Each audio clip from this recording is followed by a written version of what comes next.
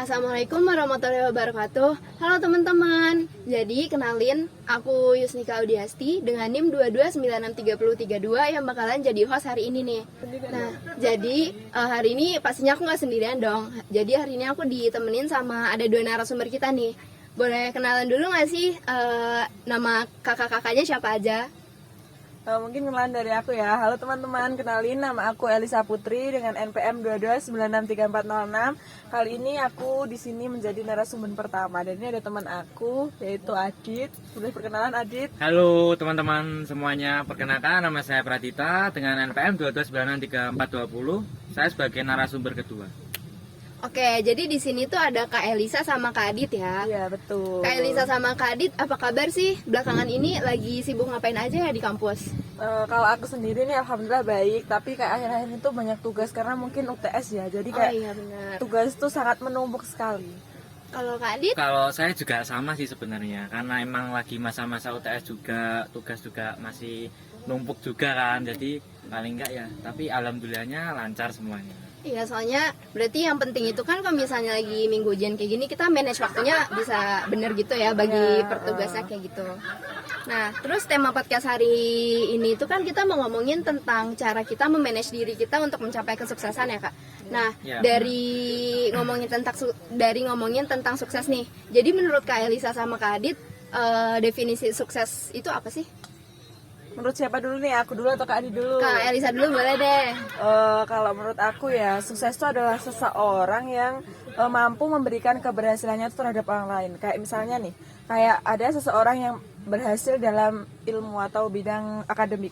Nah, seseorang itu mampu memberikan keberhasilannya terhadap orang lain, kayak membagikan ilmunya itu loh. Kayak sebenarnya aku saja, menurut aku belum sukses ya, tapi kalau sepaham aku tentang sukses itu seperti itu. Oh, jadi kayak sukses itu orang yang berhasil terus abis itu bisa memengaruhi orang lain Iya, buat betul. mencapai kesuksesan itu juga ya Kak. Iya, betul. Bagus banget sih.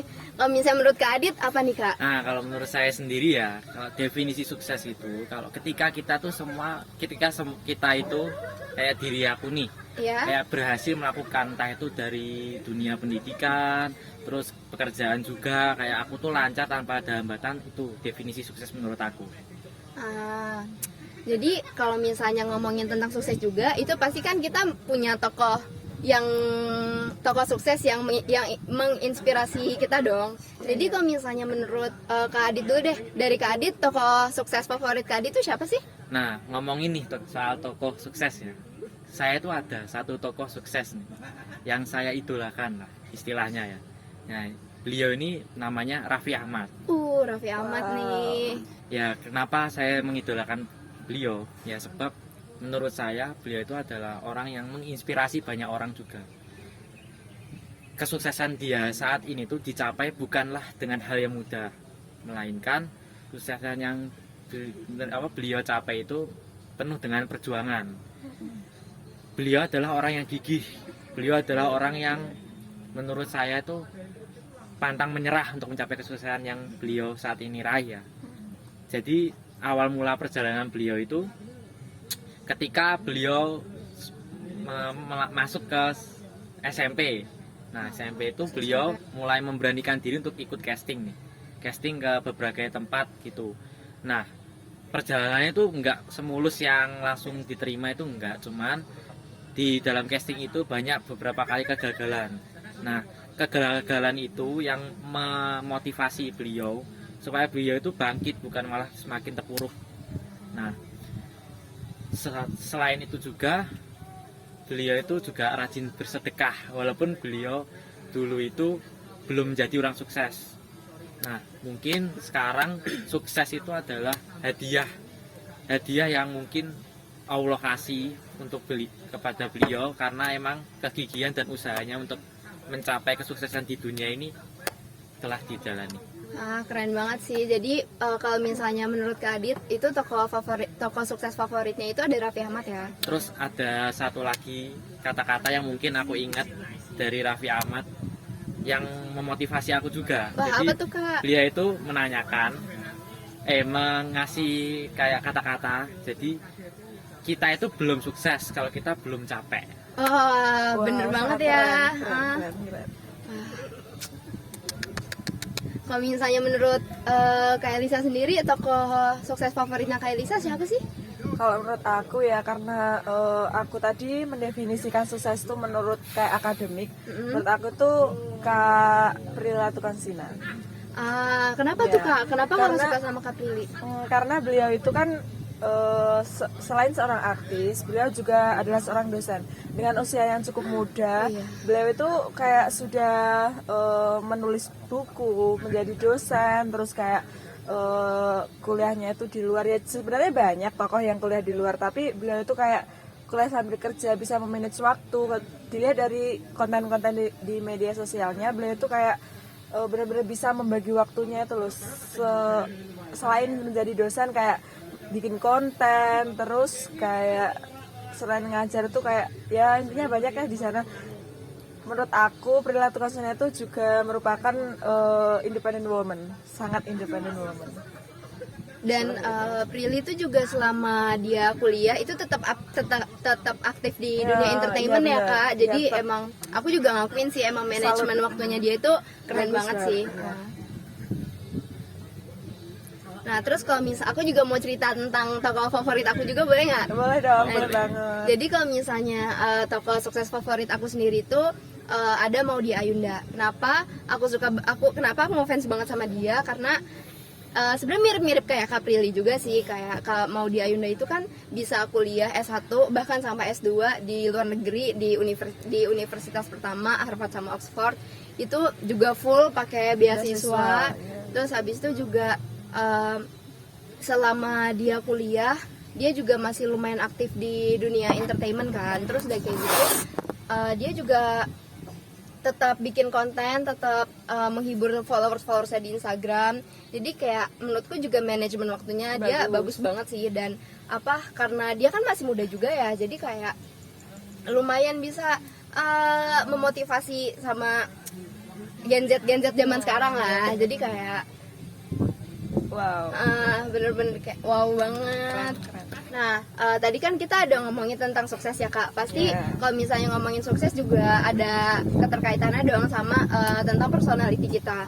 Nah, yang aku tahu nih ya, personality manusia itu kan terbagi jadi 4 ya. Yang pertama itu ada tipe sanguin, yang kedua itu ada tipe melankolis, yang ketiga ada tipe koleris, dan yang terakhir itu ada tipe pragmatis. Nah, menurut Kak Adi sama Kak Elisa sendiri nih, sukses itu kan juga bisa dicapai dari tentang pengusaha gitu ya, kayak Yeah. pengusaha yang sukses itu kan biasanya kita nyebutnya entrepreneur. Yeah. Nah, menurut Kak Adi sama Kak Elisa, dari 4 tipe personality yang tadi udah aku sebutin, paling cocok buat jadi seorang entrepreneur tuh yang mana sih Kak? Mungkin dari saya dulu ya. Boleh. Kalau menurut aku seseorang yang bisa menjadi entrepreneur itu ketika memiliki jiwa melankolis. Karena apa? Setahu aku pengertian melankolis itu adalah seseorang yang teratur, yang rapi, yang terjadwal, tersusun. Pokoknya intinya kayak detail, kayak udah gimana ya? Kayak udah terdata itulah. Kayak misalkan seorang entrepreneur ya, pasti kan udah terjadwal, tertata, kayak terapi. Kalau kayak contoh aja, misal kayak Kayak dia tuh tahu gitu ya Kak, dia tuh mau berbuat Terjadwal, apa. Dan iya, kalau kayak misalnya terjadwal entrepreneur, banget kegiatannya. iya, pengusaha itu kan pasti juga nggak boleh takut yang namanya gagal kan. Jadi kayak mungkin dia tuh udah mikirin ke depannya bakalan kayak gimana dan udah siap juga sama kegagalan itu ya. Iya benar. Kalau misalnya menurut Kak Adit gimana? Ya menurut saya juga sama ya jawabannya, kayak Melankolis. ya melankolis juga sih. Karena emang melankolis tuh perfect lah di dalam istilahnya itu. Perfect tuh kenapa? Karena di dalam jiwa melankolis tuh terdapat kayak yang pertama itu rapi, yang dikatakan Elisa tadi. Terus yang kedua kayak tertib, terjadwal, dan tersusun. Jadi seorang entrepreneur sendiri kalau tidak memiliki sikap itu, maka usaha yang mereka dirikan pun tidak akan berjalan dengan lancar gitu ya. dan tidak akan terbentuk sampai sukses. Mungkin itu aja. Nah, terus tadi abis kita ngomongin tentang personality nih, Iya. itu kan masih ada juga hubungannya sama tentang inner beauty sama karisma kita ya. Iya. Iya. Ngomongin tentang karisma sama inner beauty, menurut Kak Adit sama Kak Elisa nih, karisma sama inner beauty itu apa sih Kak? Mau dong dijelasin.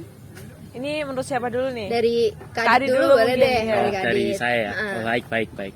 Jadi saya jawab aja ya. Untuk karismatik tuh sama inner beauty ya. Jadi kalau karismatik tuh kayak pancaran, kayak efek tuh, kayak kita tuh dilihat orang, kayak memiliki karisma itu terlihat dari cara kita berpenampilan, cara kita juga kayak kita tuh di luar itu berkomunikasi dengan orang-orang tuh termasuk karisma juga. Biasanya orang memiliki karisma tinggi itu kayak orang tuh akan terkesan gitu loh waktu kita ingin ngomongin entah tuh tentang hal apapun itu. Kalau misalnya Kak Eliza sendiri, karisma itu apa sih Kak? Kalau menurut aku ya karisma itu kayak bener yang dikatakan Kak Adit, kayak penilaian seseorang dari luar. Kayak seseorang itu dapat terlihat berkarisma itu kayak gimana ya, kayak berwibawa, kayak 11-12 sih dengan berwibawa. Karena kayak karisma juga bisa dilihat dari penampilan. Terus yang kedua itu kayak respon terhadap lawan bicara itu juga bisa dilihat. Jadi kayak misalkan nih aku ngobrol dengan Kak Ika nih, kayak kalau Kak Ika ada respon tentang obrolan aku itu bisa dikatakan Kak Ika itu berkarisma. Tapi kayak tergantung, kalau misalkan orang berkarisma tidak bisa dilihat hanya ini aja kayak ngobrolnya, tapi kayak perilaku mereka itu juga dapat dilihat. Jadi kayak seseorang yang berkarisma itu juga dilihat dari outfit juga bisa nih. Kayak misalkan orang yang formal itu bisa dikatakan karisma, tapi juga tergantung. Kalau cuma formal aja tapi perilakunya amburadul ya nggak bisa dikatakan berkarisma. Jadi Nah, kayak gitu. karisma itu bisa dilihat dari ini ya, dari kayak vibes orangnya gitu. Jadi kayak iya. kalau misalnya kita ngelihat orang itu udah berkarisma, pasti biasanya kita ngelihatnya juga orangnya tuh kayak positive vibes, terus enak kayak banget ya benar-benar. Kalau misalnya inner beauty nih Kak, Kalau menurut aku inner beauty itu kan kalau artinya aja kayak kecantikan dari dalam. ya, Tapi bener banget. kalau inner beauty di laki-laki kan nggak mungkin dong kecantikan dari dalam. ya benar. Inner beauty itu menurut aku kayak kebaikan dari dalam diri. Jadi kayak misalkan seseorang itu dapat dilihat dari hatinya, bukan hanya penampilan, bukan hanya outfit, bukan hanya luarnya saja, covernya saja itu enggak, tapi dari kebaikan hati seperti itu. Kayak misalkan seseorang yang berkarisma pasti inner beauty-nya udah bagus tuh. Soalnya kayak udah terbangun dari dalam diri gitu. Kayak yang tadi aku bilang gitu ya Kak, Iya. kayak dari Memberikan vibe positif lah dari gitu, ngelihat seperti orangnya itu. aja tuh udah kelihatan vibes orangnya tuh kayak gimana gitu Iya, ya. Kalau betul. misalnya menurut Kak Adit sendiri gimana Kak? Inner beauty itu apa sih? Oke, sekarang giliran saya ya. Jadi inner beauty sendiri itu kalau dari saya kayak benar sih yang dikatakan Kak Elisa tadi, kan nggak mungkin kalau inner beauty di cowok itu dikatakan sebagai kecantikan, melainkan kebaikan. Cuman inner beauty kalau menurut saya sendiri ya, jadi kayak seseorang pasti akan memiliki inner beauty yang baik ketika seseorang itu tahu bagaimana menyikapi segala bentuk, kayak contohnya nih respon, kayak kita tuh ngelihat orang tapi kita nggak bisa menilai orang itu sesuai apa yang kita lihat, melainkan kita harus mengenali orang itu terlebih Iya, benar, dahulu, benar. kita mendalami baru kita bisa menilai sendiri. Seperti itu sih. Wah, keren banget sih Kak.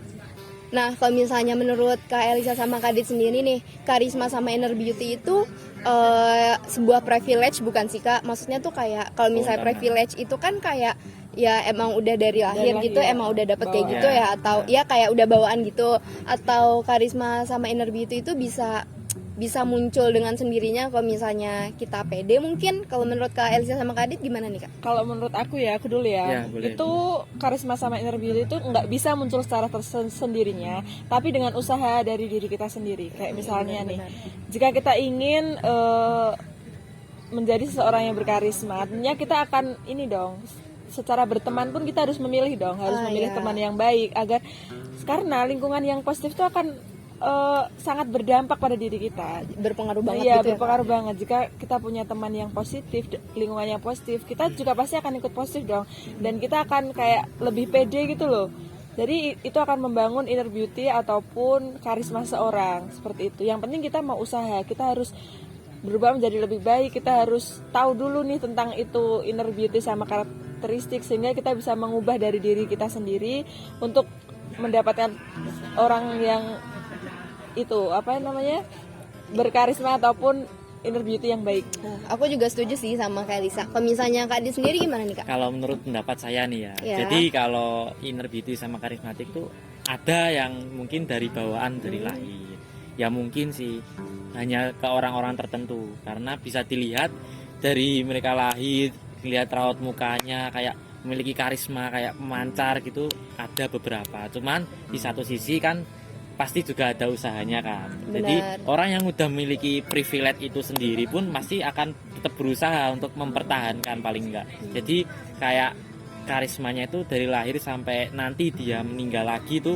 tetap ada gitu loh.